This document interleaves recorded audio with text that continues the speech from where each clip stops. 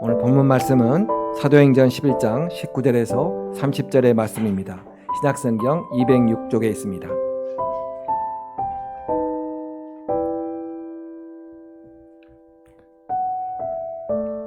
다 같이 저와 여러분이 한 절씩 교독하겠습니다. 그때에 스데반의 일로 일어난 환란으로 말미암아 흩어진 자들이 베니게와 구브로와 안디옥까지 이르러 유대인에게만 말씀을 전하는데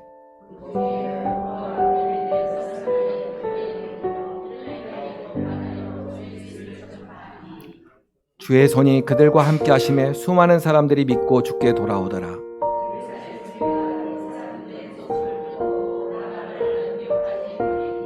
그가 이르러 하나님의 은혜를 보고 기뻐하여 모든 사람에게 굳건한 마음으로 주와 함께 머물러 있으라 고나니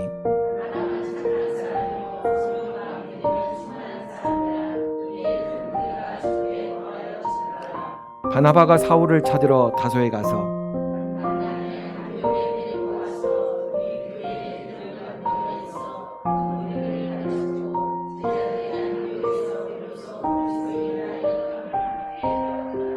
그때의 선지자들이 예루살렘에서 안디옥에 이르니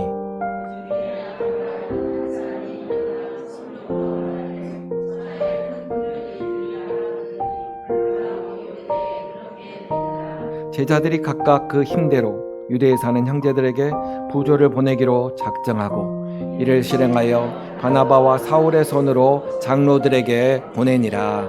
아멘. 우리 교회는 주일날 오후 그리고 수요일 기도회에 지금 사도행전 말씀을 쭉 보고 있습니다.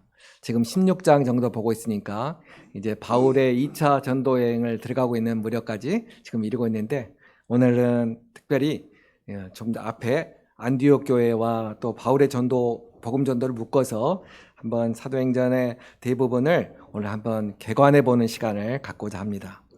이 사도행전은 우리가 알다시피 부활하신 주님의 최고 명령인 사도행전 1장 8절 말씀.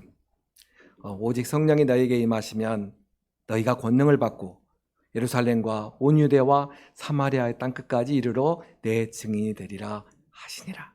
우리 워낙 요즘 많이 그 말씀을 외웠는데요. 이 말씀이 사도행전을 전체를 이끌어가고 있는 이 말씀입니다.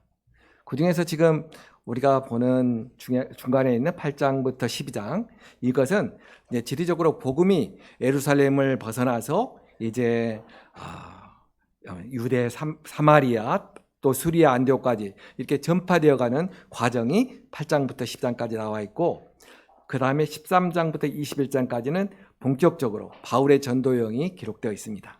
다시 말해서 8장부터 12장 여기는 이제 유대인에서 오늘 본문에서 본 것처럼 유대인에게만 말씀을 전하는데 이렇게 되어 있다가 그 다음에 헬라인에게도 복음을 전하니 그러니까 복음이 유대인에게서 헬라인에게로 유대에서 이방으로 이렇게 복음이 이제 과도기적으로 이제 옮겨져 가고 있는 그런 과정을 지금 우리가 볼 수가 있는 것이죠. 그런 다음에 이제 바울의 본격적인 이제 세계 전도 여행이 시작되고 있습니다.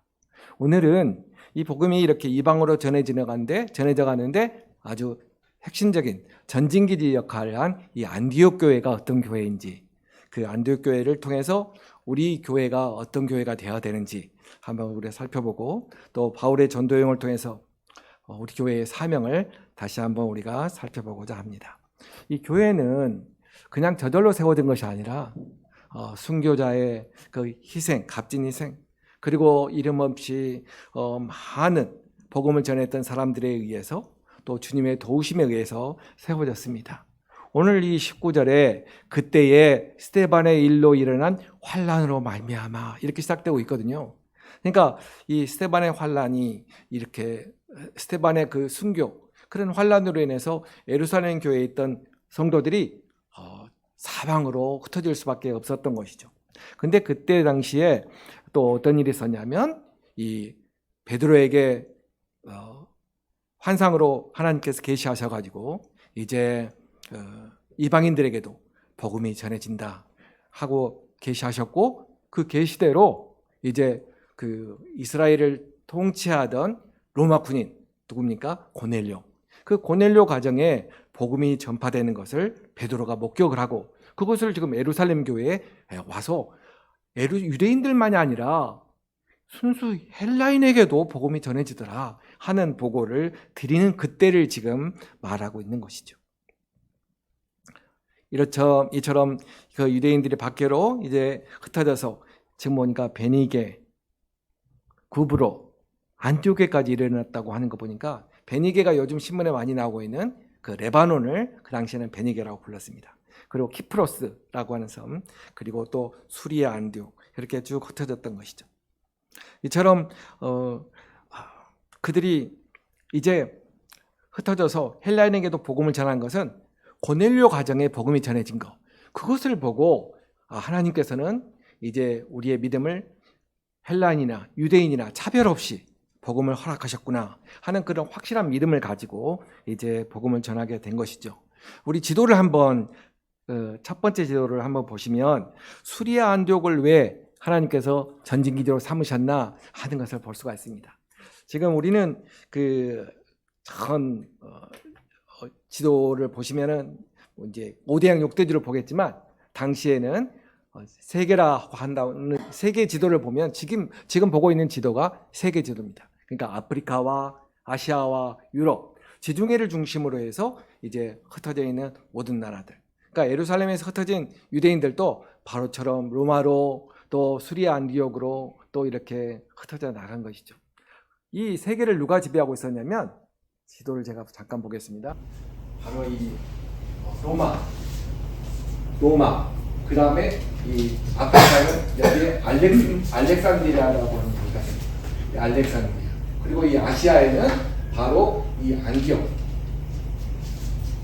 그러니까 로마, 안디옥, 알렉산드리아. 이 바로 지중해를 둘러싸고 있는 3개의 거대 도시가 지금 세계를 중심을 자리 잡고 있는 것이죠. 그 역사를 잠깐 우리가 보면은 어떻게 해요? 이 애굽의 문명이 이제 페르시아로 옮겨간 그 문명이 다시 로마로 옮겨져 가는데 큰 사건이 있었는데 바로 알렉산더 대왕이 바로 이 마케도니아에서부터 저 인도에까지 바로 그냥 3년 만에 제패해 가던 사건이 BC 300년경에 있었습니다. 근데 알렉산더가 바로 일찍 죽었잖아요. 그래서 알렉산더가 죽고 나서 이 큰 영토를 세 조각으로 쪼갰습니다. 그러니까 유럽하고, 그 다음에 아시아하고, 그 다음에 아프리카하고. 지금 보는 이게 바로 알렉산더 이후에 쪼개져 있는 것이죠. 하나님께서는 이 복음을 예루살렘에서 이방으로 전하기 전에 벌써 하나님께서는 세계의 역사를 재편하고 있는 것을 우리가 볼 수가 있는 것이죠. 다시 말해서 이 세계로 재편해서 로마의 통치가 있고 본류가 되는, 그다음에 이 톨레미 왕조가 이제 아프리카를 지배하고 있을 때 이 안티옥 셀루쿠스 왕조는 바로 자기가 처음 왕이 안티오쿠스라는 왕이 자기 이름을 따가지고 아시아의 안디옥이라는 도시를 여러 개를 건설해가지고 이 아시아 지방을 이 셀루쿠스 왕조가 지배를 하고 있던 것이죠. 그래서 안디옥이라는 이름이 많습니다. 우리도 지도에 보니까 지금 수리아 안디옥도 있지만 여기 보니까 비시디아. 그러니까 안디옥이 이렇게 많지? 그런 바로 자기 왕이 자기의 이름을 빛내고자 안디옥을 여러 개 건설해 놓고 했던 것이죠. 그 중에서도 저 수리아 안디옥이 가장 번성하고 또 유명한 아시아의 중심 기지가 된 것이죠. 하나님께서는 바로 이 세계의 중심에 바로 복음을 심고자 하는 하나님의 선교를 우리가 볼 수가 있는 것입니다. 이처럼 하나님께서는 복음을 전하는데 누구를 사용하셨냐면 오늘 보니까 수많은 사람들이 이제 흩어져서 그들이 복음을 헬라인에게도 전하였다. 한마디로 하나님께서는 힘 있는 사람을 통해서 사용하는 것이 아니라 이름 없는 수많은 사람들의 그 복음 전도가 이 이방인에게 세워진 최초의 교회 안디옥 교회를 세우게 되었던 것이죠. 근데 거기에 누가 함께 하셨다고요? 지금 보니까 주께서 함께 하심에 21절에 주의 손이 그들과 함께 하심에, 한마디로 주의 손이 그들과 함께 하셨다는 것은 바로 하나님의 능력이 그들과 함께 하셨다는 것을 우리가 본문에서 볼 수가 있는 것입니다. 이처럼 이방인의 교회를 세우는데 이제 이 안디옥 교회를 세워놓고 하나님께서는 어떤 일을 하셨느냐? 오늘 우리가 본문을 보면 아시겠지만 이 교회는 어떻게 해요? 1년간 바나바와 또 사울이 가가지고 그들을 열심히 이제 가르치고 훈련했던 것을 볼 수가 있는 것입니다. 이때 이 바나바는 왜 예루살렘 교회에서는 바나바를 보냈을까 생각해 보면 바나바는 유대인이긴 하지만 어디서 태어난 사람이냐면 이 구브로 키프로스. 오늘 지도가 좀 필요하겠네요. 이 구브로 섬에서 태어난 사람입니다. 또 유대인이기도 순수 유대인 중에서 베냐민 지파 중에 베냐민 지파인 아주 율법에 정통한 바울도 이곳에 태어나면 다소에서 태어난 사람이지. 한마디로 디아스포라 흩어져 있는 유대인들 가운데 태어난 사람이 누구요? 구브로 또 바울인 것이죠. 그러니까 예루살렘 교회에서는 예루살렘 사람을 안디옥에 보낸 것이 아니라 헬라 문화에 익숙한 이 구브로하고 이게 누구죠? 바나바하고 이 사울을 안디옥 교회에 보냈던 것을 우리가 볼 수 있습니다. 그들이 가서 어떻게 합니까? 1년간 우리 주 예수 그리스도의 삶과 그 죽으심, 그리고 주의 부활하심, 그리고 성령에 대해서 가르쳤고, 그리고 오늘 우리가 고난을 받고 있지만 어떻게 해요? 오늘 뭐라고 합니까? 굳건한 마음으로 주와 함께 머물러 있어라. 이렇게 권하면서 또 장래에 우리의 부활의 소망, 다시 오실 주님에 대해서 한마디로 복음에 대해서 1년 동안 가르쳤던 것이죠. 바로 그들에게 그 안디옥 교회는 어떻게 해요? 정말 이방의 그 문화 가운데서도 또 유대인들의 핍박 가운데서 세워진 교회입니다. 그리고 이제 막 세워진 교회이기 때문에 그들이 연약한 믿음을 가질 수 있는데 거기에 지금 바나바가 말한 것처럼 굳건한 마음으로 주와 함께 머물러 있어라는 거죠. 여기서 굳건한 마음이 무엇일까 하는 것을 보면 분명한 목적을 가지고 오늘을 보면은 분명한 목적을 가지고 온 마음을 다해서 우리 주 예수님과 연합하여 있으라 이런 말을 지금 하고 있는 것이죠. 굳건한 마음으로. 한마디로 목적이 분명한 삶을 가져라는 것이죠. 어떻게 해요? 어쩔 때는 이방 문화에 휩쓸리고 또 어쩔 때는 주 예수의 복음에 아멘하고 그러한 생활들을 하는 안디옥 교인들의 그 초신자들의 모습을 우리가 볼 수가 있는 것이죠. 오늘날 우리도 어떻게 해요? 어쩔 때는 이 세상 문화에 우리가 잠시 휩쓸릴 때도 있고 어쩔 때는 다시 교회 나와서 회개하고 다시 복음으로 살아야지 이럴 때도 있지 않습니까? 마찬가지입니다. 안디옥 교회도 그랬던 것이죠. 그래서 지금 한 번 권면한 것이 아니라 계속해서 반복적으로 권면하는 것이죠. 굳건한 마음으로 주와 함께 머물러 있어라.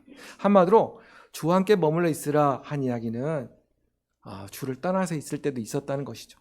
그러나 다시 한번 돌아와서 우리 힘으로 되는 것이 아니라 하나님의 포기하지 않는 극진한 사랑하심이 우리를 주 안에 머물러 있게 하실 줄 믿습니다. 우리의 생활을 보면 그래요. 내가 왜 이러지 하면서도 그냥 우리가 포기하지 않는 것은 내 능력으로 다시 주께 돌아오는 것이 아니라 지난 날을 돌이켜보면 다시 하나님의 나를 잡아서 다시 주와 함께 머물러 있게 하시는 그 은혜, 그걸 생각할 때 정말 그 하나님의 은혜는, 하나님의 능력은 이루 말할 수 없는 그 은혜요 능력인 줄 믿습니다. 이처럼 교회는, 우리는 단순하게 구원은 우리 주 예수 그리스도의 십자가의 대속으로 단번에 우리가 은혜로 구원을 받았지만 교인이 된다는 것, 기독교인이 된다는 것은 저절로 되는 것이 아닙니다. 부단한 기도와 훈련과 교육을 통해서 이루어지는 것을 볼 수가 있는 것이죠. 그래서 교회를 10년 단위나 20년 단위나 그때나 지금이나 비슷한 사람들을 보면 뭐가 부족한 것을 아냐면 훈련이 부족한 것입니다. 오늘 이 안디옥 교회도 보면 어떻게 해요? 교회를 세워놓고 계속적으로 그렇게 가르쳤던 것이죠. 바울이 디모데에게 한 말씀을 보면 우리가 더욱더 우리가 실감할 수가 있습니다. 주보에 나와 있는 디모데후서 2장 1절에서 4절의 말씀을 주보에 나와 있는데요. 함께 읽을까요? 시작. 내 아들아, 그러므로 너는 그리스도 예수 안에 있는 은혜 가운데서 강하고 또 내가 많은 증인 앞에서 내게 들은 바를 충성된 사람들에게 부탁하라. 그들이 또 다른 사람들을 가르칠 수 있으리라. 너는 그리스도 예수의 좋은 병사로 나와 함께 고난을 받으라. 병사로 복음하는 자는 자기 생활에 얽매이는 자가 하나도 없나니 이는 병사로 모집한 자를 기쁘게 하려 함이라. 우리를 병사로 모집한 자가 우리 주 예수 그리스도입니다. 우리는 누구를 기쁘시게 하는가? 바로 우리를 병사로 모집한 자 예수 그리스도를 기쁘게 하는 삶을 살아야 된다는 것이죠. 그러기 위해서는 그의 좋은 병사가 되어야 된다는 것이죠. 이 디모데가 어린 신자, 연약한 신자가 아닙니다. 디모데는 바울이 1차 전도에 여행할 때 바울이 그 루스드라라는 지방에서 돌에 맞아서 아주 죽을 뻔한 일을 디모데라는 청년이 목격을 했습니다. 디모데는 사실 아버지가 헬라인입니다. 어머니는 유대인이고. 그러니까 그러한 이렇게 두 피가 섞여 있는 이 디모데 청년이 그 복음을 전하면서 죽을 뻔한 그 바울을 보고 있었던 것이죠.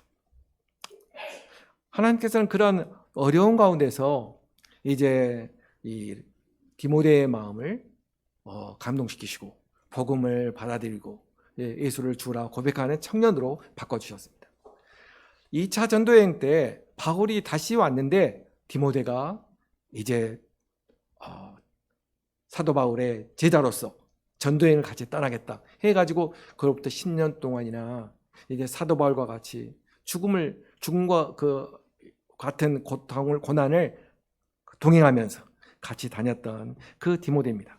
그런 디모데에게 지금 오늘 있던 디모데후서 이 말씀은 이제 바울이 죽음을 임박하고 죽음이 임박한 바울이 유언과 같은, 한마디로 이제 자신을 대신해서 자신이 죽은 뒤에 이 에베소 교회의 목회를 부탁하는 그러한 유언과 같은 말씀을 지금 디모데에게 하면서 좋은 병사가 되어야 된다. 좋은 병사가 되어야 된다. 이 좋은 병사는 어떤 병사냐면 자기만 잘 믿는 것이 아니라 오늘 보니까 자기가 들은 바를 충성된 사람들에게 부탁해서 그들이 또한 가르치게 해야 된다. 한마디로 병사들이 자기만 잘하는 것이 아니라 함께 연합하고 함께 배우고 할 수 있도록 네가 훈련이 잘 돼야 된다. 남에게 가르칠 수 있으려면 본인이 먼저 잘 들어야 될 거 아니에요. 본인이 먼저 성경의 말씀에 대해서 듣고 또 하나님의 은혜 가운데 강하게 머물러 있어야 될 줄 믿습니다. 오늘 우리 그리스도인들이 은혜 가운데 있기를 원합니다. 하나님의 사랑을 받기를 원합니다. 그러려면 훈련을 받아야 됩니다. 그러려면 성경을 많이 읽어야 되고 공부를 해야 됩니다. 그때 하나님의 말씀을 깨달을 수가 있는 것입니다. 사람들은 우리 기독교인들을 잠깐의 선행이나 또 하루의 어떤 그런 잠시적인 생활 태도 그리고 잠시인 회개, 어떤 이벤트 같은 거창한 예배 모임을 보고 기독교인들 멋있다 그러지 않습니다. 기독교인들은 다른 사람들이 믿지 않는 사람들이 그걸 구경거리로 볼지언정 그들 대단하다 사실 그렇지는 않습니다. 오히려 우리들이 오랫동안 신앙생활을 할 때 우리가 훈련받아서 그리스도인다운 생활을 할 때 그리스도인들이 멋있구나. 오늘 볼까요?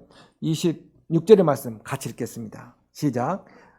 만남에 안디옥에 데리고 와서 둘이 교회에 1년간 모여 있어 큰 무리를 가르쳤고 제자들이 안디옥에서 비로소 그리스도인이라 일컬음을 받게 되었더라.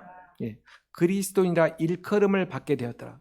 한마디로 안디옥 교회 교인들이 스스로를 그리스도인이라 한 게 아닙니다. 안디옥에 있는 사람들이 가만히 보니까 그동안 보았던 이 유대인들 같이 하나님을 믿기는 믿는데 유대인들과는 뭔가 다른 거예요. 배타적이고 이기적인 유대인들과는 뭔가 다른 우리 예수 그리스도를 믿는 사람들 그들을 가리켜서 그리스도인이라고 불러준 것입니다. 한마디로 유대인들과 구분짓기 위해서 그리스도인이라고 불렀지만 그러나 그들의 오랜 생활을 지켜보니까 정말 이웃에 대하여 차별하지 않고 또 정말 하나님의 사랑을 이웃에게 전하는 그들의 오랫동안의 모습을 보고 바로 칭찬과 존경이 담겨 있는 그리스도인이라고 부른 것이죠. 크리스찬이라고. 헬라어로는 크리스티아노스. 한마디로 그리스도께 속한 자, 그리스도를 따르는 사람들, 그리스도의 소유된 사람들이라고 인정을 해주는 것입니다. 오늘날 우리도 그리스도인이라고 합니다.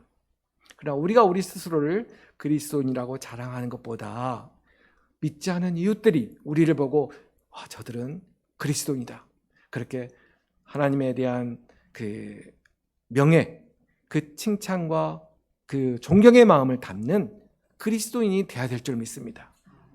오늘날 세상이 교회를 걱정하는 시대가 되었다지만 그러나 오늘 이 안디옥교회를 통해서 우리가 배워야 될 점은 진짜 이웃에게 인정받는 그리스도인이 되어야 될 줄 믿습니다. 이 교회는 또 자신을 위해서 존재하는 것이 아니라 어려운 이웃들을 위해서 존재할 때 그 의미가 있습니다. 오늘 우리 그 28절에 보니까 바로 흉년이 들었는데, 큰 흉년이 들었는데 이 안디옥 교회가 각각 그 힘대로 유대에 사는 예루살렘 교회 형제들을 위하여서 부조를 보내기로 작정하였는데, 이를 위해서 바나바와 사울이 이제 장로들을 보내서 흉년을 당한 예루살렘 교회를 돕고 있는 것을 볼 수 있습니다. 교회가 중요한 것은 스스로를 위해 존재하는 것이 아니라는 것을 말해주고 있는 것입니다. 사실 이 안디옥 교회는 오래된 교회가 아닙니다. 안디옥 교회는 이제 막 세워졌지만 바로 그들에게 복음을 전해준 그 예루살렘 교회에 대한 사랑을 갖고 있는 것이죠. 한마디로 예루살렘 교회에 대한 하나됨, 연합, 그것이 중요한 것이죠. 오늘날 우리가 그리스도를 반대하는 사람들을 사랑하라는 거 아닙니다. 그리스도를 사랑하는 형제들을 같이 사랑해야 한다는 것이죠. 그리스도를 믿어야 될 이웃들을 사랑하라는 이야기입니다. 이 마지막 때에 정말 이단들이 얼마나 많이 있습니까? 그러나 그런 이단들이 아니라 정말 구원을 받을 이웃들이 바로 우리 옆에 있습니다. 바로 우리 자녀들이 있습니다. 그들을 위해서 어떻게 해요? 우리가 나만 입을 꼭 다물고 나만 신앙생활을 해야지가 아니라 정말 내가 아낌없는 헌신으로 내 있는 가장 중요한 것을 내어주면서라도 그들을 복음으로 받아들이도록 우리가 해야 될 것입니다. 우리 고린도후서 8장 1, 2절 14절의 말씀을 주보에 나와 있습니다. 함께 읽겠습니다. 형제들아, 하나님께서 마케도니아 교회들에게 주신 은혜를 우리가 너희에게 알리노니 환난의 많은 시련 가운데서 그들의 넘치는 기쁨과 극심한 가난이 그들의 풍성한 연보를 넘치도록 하게 하였느니라. 이제 너희의 넉넉한 것으로 그들의 부족한 것을 보충함은 후에 그들의 넉넉한 것으로 너희의 부족함을 보충하여 균등케 하려 함이라. 아멘. 이 말씀을 잠깐 보면 이 사도행전은 이렇게 뒤에 나와 있는 이 바울의 서신들하고 연결할 때 참 읽기가 좋습니다. 바울이 고린도 교회에 대한 그 사랑이 아주 강합니다. 사실 고린도 교회가 많은 문제가 있는 교회예요. 오늘날 우리 교회들에 있는 문제점을 다 고린도 교회에 갖고 있습니다. 분파되거나 또 가지고 있는 은사자랑이나 이 고린도 교회가 그런 교회죠. 근데 이 고린도 교회가 사실 부자입니다. 그 무역이 굉장히 큰 도시인데 고린도도 볼까요? 한번 지도가 있으니까는 이 고린도가 굉장히 좋은 여건인데 딱 보면 아시겠죠? 이 유럽으로 아시아의 문화가 가려면 배가 가려면 이렇게 가려면 멀어요. 풍랑도 길고. 근데 어디로 가고 싶습니까? 이 사이길, 이 고린도 운하를 통해서 가면 너무나 좋잖아요. 그래서 이 고린도 운하를 갈 때 이 고린도가 돈을 많이 그러한 가운데 있는 고린도이기 때문에 고린도 교회는 문제가 많을 수밖에 없죠. 근데 이 고린도 교회가 헌금을 작정하고 늦게 하는 거예요. 어떤 교회보다?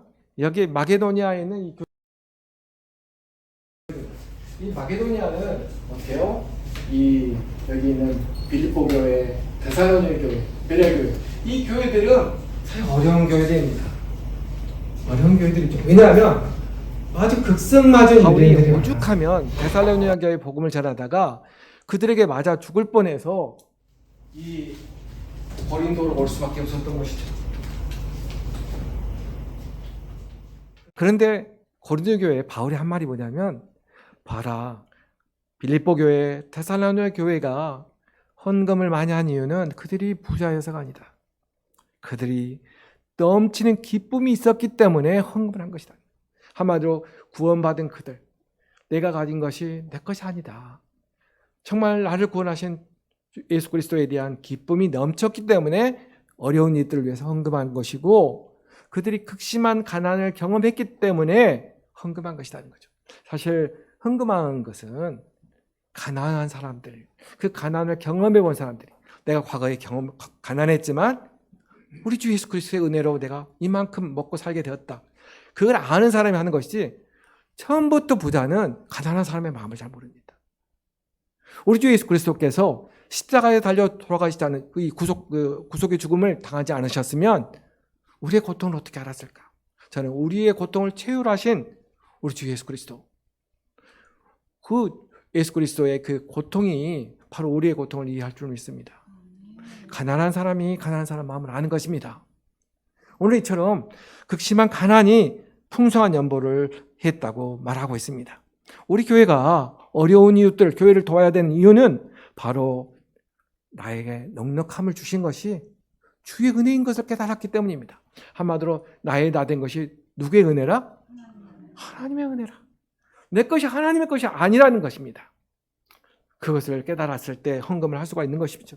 누구를 위한 헌금입니까? 어려운 이웃들을 위한 헌금입니다. 부자 교회를 도와달라는 것이 아니라 어려운 교회들, 어려운 이웃들을 도와달라는 것입니다. 어려운 이웃들을 위해서 복음을 전해야 되는 것이고, 어려운 이웃들을 위해서 자기가 가진 것들을 나눠주어야 되는 것이죠. 그것이 바로 교회의 존재 이유입니다. 우리 계시록을 통해서 쭉 보았지만 계시록 22장 10절에 우리에게는 뭐가 있습니까? 주께로부터 받은, 값없이 받은 생명수가 우리에게 있습니다. 우리에게는 우리 배에서 생수의 강이 넘쳐날 수 있습니다. 우리가 능력 있는 그리스도인이 되기를 원하십니까? 이웃을 도와야 됩니다. 능력이 있습니다. 어떻게 합니까? 내가 가진 것이 항상 내가 갖고 있는 것이 아닙니다. 있다가도 없고 없다고도 있는 것이 뭐라고 합니까? 돈입니다. 어떻게 오늘 내가 그렇게 있을 때 도와주면 내가 더 때 나중에 부족할 때 그들이 도와줄 것이다. 한마디로 돈은 돌고 도는 것입니다. 서로가 보충하는 것입니다. 그게 바로 주께서 원하시는 또 그 은혜의 공평한 균등한 사회인 줄 믿습니다. 교회는 이처럼 사랑입니다. 교회는 이처럼 주의 은혜인 줄 믿습니다. 우리 안디옥 교회가 사실은 이방인들을 위한 최초의 전쟁기지가 될 때 보면 이 13장에 보면 안디옥 교회가 얼마나 참 작은 교회인지를 볼 수가 있는데, 안디옥 교회는 바나바나, 시몬, 또 루기오, 마나엔, 사울, 이 이름을 낼 만한, 한마디로 안디옥 교회를 유지하는 사람들이 겨우 5명 정도 되는 것입니다. 바나바와 사울을 빼면 3명 정도밖에 되지 않는 아주 작은 교회인데, 이 교회가 바로 교회의 지도자들인 바나바와 사울을 어떻게 해요? 성령께서 내가 불러 시키는 이를 위하여 바나바와 사울을 따라 세우라 하니 이에 금식하고 기도하고 두 사람에게 안수하여 보내겠다, 이렇게 안디옥 교회가 하는 것입니다. 이 교회가 사랑이라고 하는 것은 자기가 많을 때 조금 떼어주는 것이 아닙니다. 우리 교회가 너무나 수천 명이 모여서 일주일에 한 번 다른 교회 가고 예배 드리고 와라, 다른 교회에서 헌금하라 하고는, 그러한 큰 교회가 가지고 있는, 그것도 참 귀한 일이죠. 그것도 안 하는 교회가 많지만 그런 교회들이 있다고 자랑들을 합니다. 그러나 그것이 아니라 5명인데 2명을, 그것도 바나바와 사울을 따로 떼어서 성령께서 이르신 대로 따로 세워서 놓아주는 것. 여기서 보낸다고 하는데, 요즘 큰 교회가 저기 동남아에 있는 교회들 이 개척교회를 세우려고 보내는, 그러한 보낸다는 의미가 아닙니다. 여기서 보낸다는 말은 놓아준다는 뜻입니다. 놓아준다. 아펠리오. 영어로 말하면 to loose입니다. loose. 놓아주는 것이다. 한마디로 자기의 필요를 희생하고 그들을 주의 손에 위탁하여 이방의 전도, 복음 전도를 위해서 떼어주는 것이 이 보낸다의 원어입니다. 교회는 자신의 것을 내줄 때, 자기가 필요하지만 우리 교회 위해서 그러나 내주는 것입니다. 사랑하는 성도 여러분, 우리는 우리의 필요한 것을 내어주는 그 사랑이 바로 교회의 사랑이라는 것을 기억하시기 바랍니다.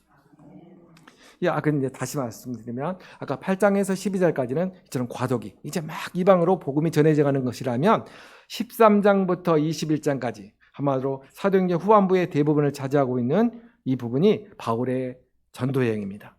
이 바울의 전도 여행의 중심을 흐르고 있는 것이 바로 사랑입니다.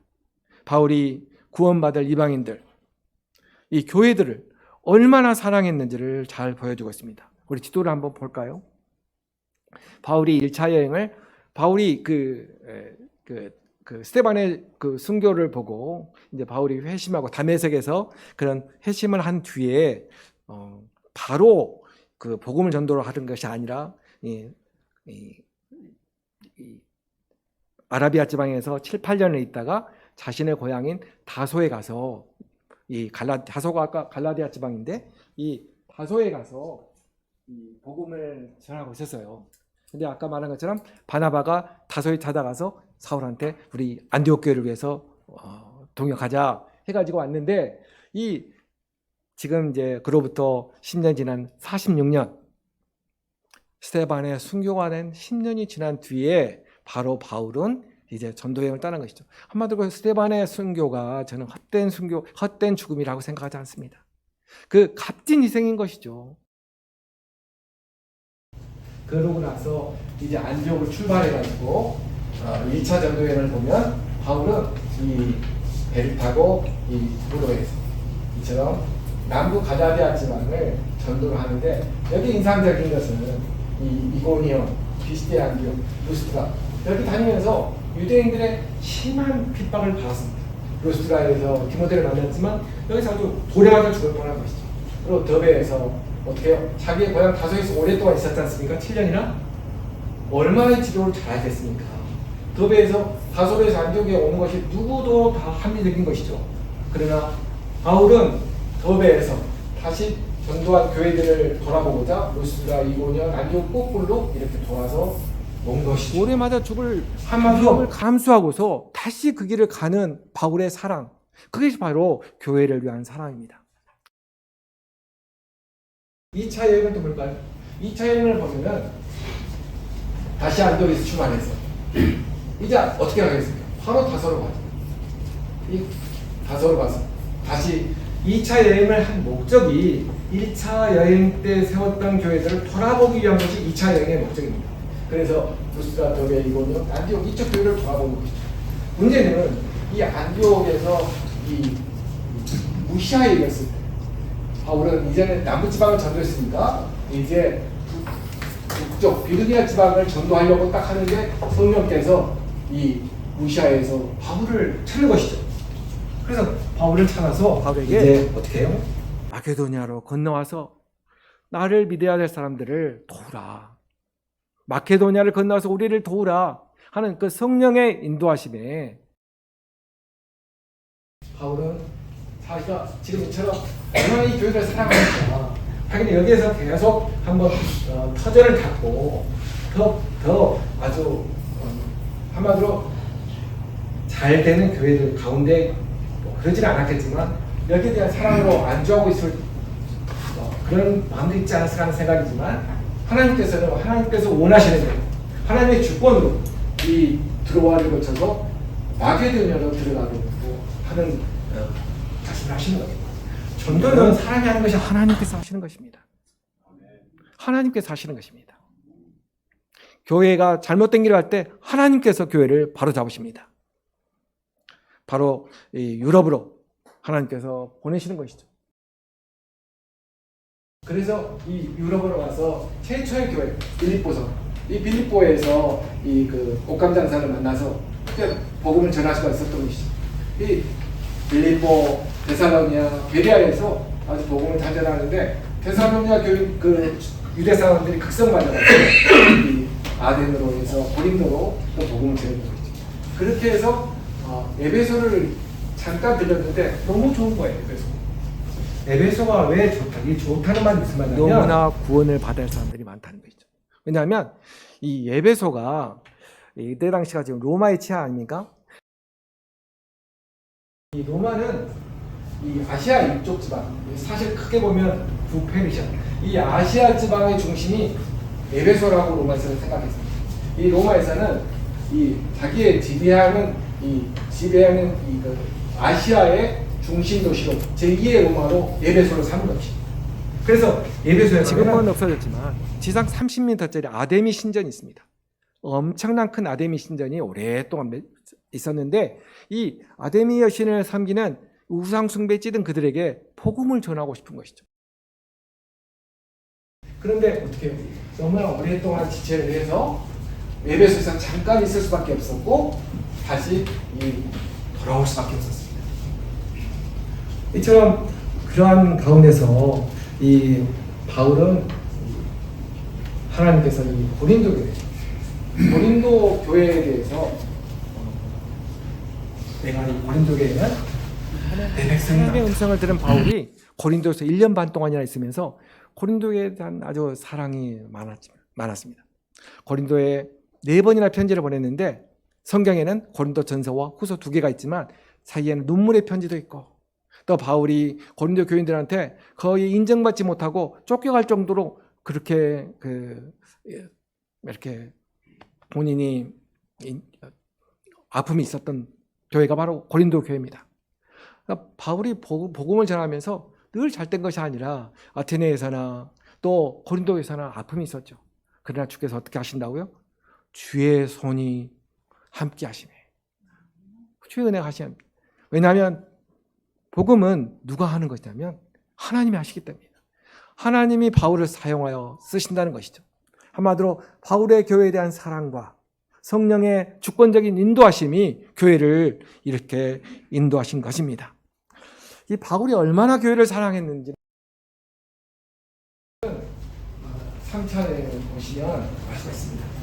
이 3차례를 보면 어때요? 이 에베소에 잠깐 있었는데 너무나 좋은 거예요. 그래서 이번에 3차례를 가서는 이 에베소에서 3년이나 머무르면서 아주 복음을 열심히 전하는 것이죠. 그러면서 다시 유럽에 있는 교회들을 돌아보고 그리고 돌아오는데 6년이라는 걸리는 시간이 걸렸습니다. 당시에 뭐가 있습니까? 걸어서 배를 타고 맞아가면서 죽을 고비를 넘기면서 바울이 그렇게 걸었던 것이죠. 우리 디모데후서 3장 11절 말씀을 함께 읽어볼까요? 주보에 있습니다. 시작. 박해를 받은과 고난과 또한 안디옥과 이고니온과 르스돌에서 당한 일과 어떠한 박해를 받은 것을 내가 과연 보고 알았거니와 주께서 이 모든 가운데 나를 건지셨느니라. 주께서 이 모든 가운데서 나를 건지셨느냐. 하나님은 은혜 가운데 있고 싶으면 주께서 나와 정말 가까이 있는 것을 알고 싶으면 고난에 가까이 있는 것입니다. 오늘 아까 디모데에게 권면한 것처럼 그 목회 서신 디모데후서처럼 나와 함께 고난을 받으라. 우리 고난을 받는다는 건 인간적인 육신적으로는 힘든 일입니다. 누가 고난받는 것을 좋아하겠습니까? 그러나 고난받으면서도 너무나 좋은 것은 주께서 함께 하시기 때문에 주의 은혜가 함께 하시기 때문입니다. 그것은 모두 다 우리 신앙생활을 오래 하면서 다들 경험한 거 아닙니까? 이 경험한 것이 있기 때문에 신앙생활을 할 맛이 나는 것입니다. 나는 신앙생활을 해도 그게 그거 같다. 그러면 심각하게 기도하시고 훈련을 받으셔야기 바랍니다. 훈련을 받으면 받을수록 우리가 고난 가운데 주께서 인도하실 때에 은혜가 함께 하실 줄 믿습니다. 바울이 이처럼 3차 여행할 때 이 에베소에 오랫동안 있었는데 그게 그치지 않고 바울이 어떻게 해요? 지도를 잠깐 볼까요? 이처럼 거의 10년 동안 복음을 전하고 다니면서 혹시 어디에 전해졌겠습니까? 바로 예루살렘에 전해지지 않았겠습니까? 예루살렘에 있는 유대인들이 바로 저 원흉 바울을 죽여야 된다. 그래서 이 예루살렘에 계속 기다려 오기만 해봐라. 그러나 유대인들의 절기를 지키는 사람입니다. 바울도 유대인이었거든요. 유대 절기를 지키기 위해서 예루살렘에 올 날이 있겠지. 그러니까 드디어 오는 것이죠. 또 예루살렘 교회, 이 마케도니아 교회들이 한 연보들을 전해줘야 될 그 상황이 급했습니다. 그래서 바울이 예루살렘에 그 연보들을 가지고 오는 순간 짚어준 것이죠. 그래서 예루살렘에서 체포돼가지고 유대인들이 예수님을 죽인 것처럼 바울을 죽이려고 하는데 바로 바울이 한 이야기는 나는 나를 죽이려고 로마 시민이다. 로마로 보내다오. 그래서 어떻게 해요? 사형권은 로마에 있기 때문에 바울은 죄수로서 이제 4차 여행을 이 바울은 예루살렘에서 죄수로서 이 로마로 갔던 것이죠. 로마에서 오랫동안 두 번의 감옥 생활을 했는데 한 번은 좀 느슨한 1차 감옥 생활이 있을 때 3년 후에 감옥에서 풀려나서 감옥에서 풀리자마자 바울의 마지막 소원 세상 끝까지 복음을 전하기 위해서 스페인까지 복음을 전하는 거죠. 스페인을 거쳐서 크레타를 거쳐서 밀레노에서 이 에베소에 있는 그 옆에 있는 밀레노를 거쳐서 오는 것이 빌립보서 이렇게 다 돌아오는 거예요. 이때가 바울이 바로 이제 감옥에 있으면서 이때 당시에 누가 이 로마를 통치하고 있었냐면 로마의 네로 황제가 통치할 때죠. 그래서 이처럼 다시 로마로 돌아와서 바로 2차 감옥에 있을 때 그 감옥에서 쓴 편지가 바로 아까 너는 좋은 병사가 돼야 된다. 디모데후서를 로마 감옥에서 썼던 것이죠. 바로 AD 68년 다시 말해서 바울이 복음을 전한 지 이제 20년이 지나서 20년이 지나나요? 25년이 지나서 37년부터 68년까지 이처럼 평생을 주를 위해서 살다간 그 바울이 로마에서 이제 죽음을 맞이하기 전에 그처럼 뭘 걱정을 했습니까? 자기의 죽음을 걱정한 것이 아니라 누구를 걱정합니까? 예배소 걱정을 하는 거죠. 이 예배소 교회를 어떻게 할까? 우상이 만연한 이 예배소 교회를 어떻게 할까? 누구를 보냅니까? 디모데를. 이 크레테에는 디도를 보냅니다. 그래서 디도서와 디모데 전후서가 목회서신이라고 하는 것이죠. 그러니까 성경이 전체가 이렇게 다 개관되는 것이죠. 그리고 또 긴 말씀을 보고 있지만 한번 이렇게 개관하는 시간을 한번 가져가봤습니다. 교회는 하나님께서 세우셨고 또 하나님의 주권적인 인도하심으로 이루어져 가는 것입니다. 우리가 걱정한다고 해서 교회가 작아지거나 교회가 번성하거나 그러지 않습니다. 교회는 사랑입니다. 바울의 아낌없는 사랑으로 이루어져 있습니다. 오늘날 2000년 지난 지금도 그 사이에 중세 암흑시대가 있었지만 종교개혁을 하나님께서 이루셨고 그 사이에 또 최근 들어서는 4년 동안의 코로나를 통해서 바로 교회에 대해서 또다시 재구성하는 그런 하나님의 복음, 하나님의 선교를 우리가 볼 수가 있는 것이죠. 사랑하는 성도 여러분, 우리 교회는 주님의 함께 하심으로 또 수많은 이름 없는 사람들의 희생으로 세워진 것을 기억하시기 바랍니다. 교회는 우리들 자신을 위해서 존재하는 것이 아니라 복음의 도움을 기다리는 이웃들을 위해서 헌신해야 되는 것을 기억하시기 바랍니다. 교회는 성령의 인도하심을 따라서 주님이 주신 지상명령, 최고의 명령, 복음을 전파하는 일에 힘쓰는 교회가 되기를 원합니다. 이를 위해서 가만히 앉아 계시지 않고 기도하며 주의 도우심을 구하는 우리 모두가 되기를 주의 이름으로 소원합니다.